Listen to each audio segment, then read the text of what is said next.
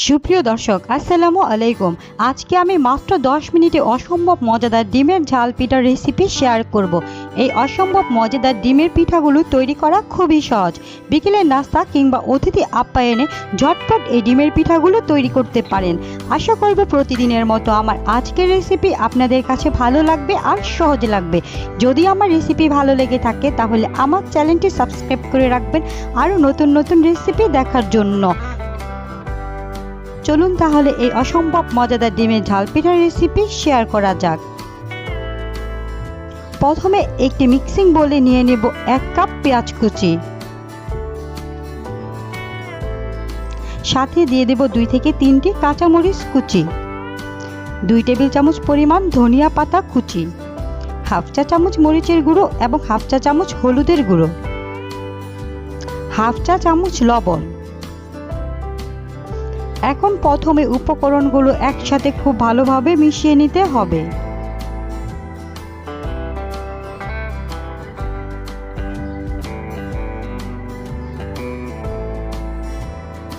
মেশানো হয়ে গেলে এর মধ্যে দিয়ে দেব একটি ডিম।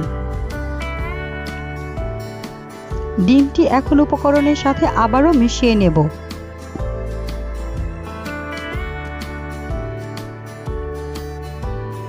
এখন এর মধ্যে দিয়ে দেব 1 কাপ আটা। আপনারা চাইলে এখানে আটার পরিবর্তে ময়দাও ব্যবহার করতে পারেন। এখন দিয়ে দেব 1 কাপ পানি, তবে 1 কাপ পানি পুরোটাই এখানে দেব না, অর্ধেক অর্ধেক করে ব্যবহার করব। এখন একটি চামচের সাহায্যে নেড়ে চেড়ে সবগুলো উপকরণ একসাথে মিশিয়ে নিতে হবে।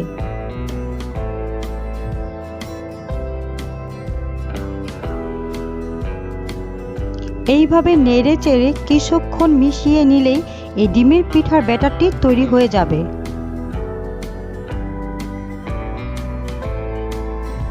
এই পর্যায়ে আমার ডিমের পিঠার ব্যাটারটি তৈরি হয়ে গেছে। এখন একটি সাইডে রেখে দিচ্ছি। চুলায় প্যানে আমি আগে থেকেই তেল গরম করে রেখেছি এবং তেলের সাথে চামচটাকেও গরম করে নিয়েছি।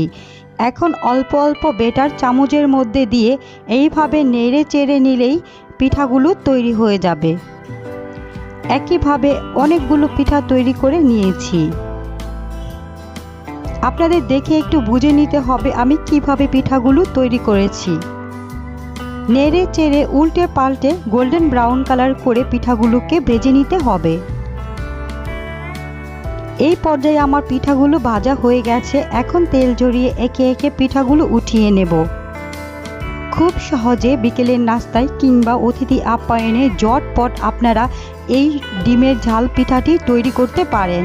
খেতে অসম্ভব মজার হয়ে থাকে। এখন একটি পিঠা ভেঙে শেয়ার করছি, ভেতরে কতটা নরম আর খেতে অসাধারণ মজার হয়েছে। আজকে এই পর্যন্তই। সবাই ভালো থাকবেন। আল্লাহ হাফেজ।